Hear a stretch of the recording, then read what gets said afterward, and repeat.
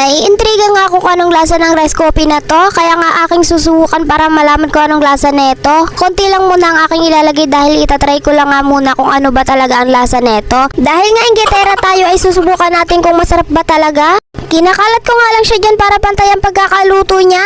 Nasa second lutuan na nga ako dahil nababagalan nga ako dun sa kabilang lutuan. Nung dito ko na nga siya luto ay medyo nagka-black American na siya. Di tulad kanina ay white American pa rin siya.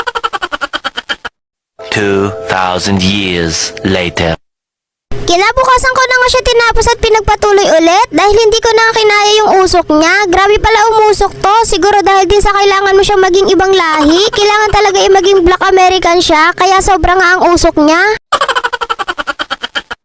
Hindi pala to pwede sa akin dahil may asma ako. Unang usok pala nga ay inuubo na ako at nahihirapan ako huminga dahil yung usok nga niya ay papasok na sa lalamunan ko. Kaya nga tinigil ko na siya at naisip ko na bukas na lang ulit ipagpatuloy. Kaya nga nasa third lutuan na tayo.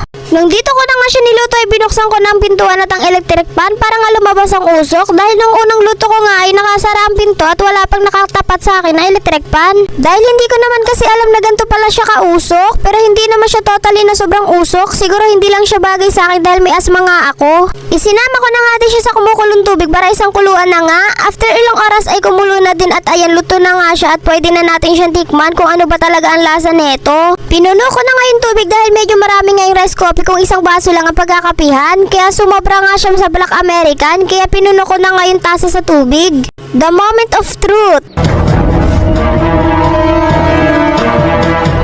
Masarap naman pala talaga siya. Ang lasa niya guys ay parang barako. Ngayon nga ay nalaman ko na talaga ang lasa. Yun lang guys. Thank you for watching. Bye-bye!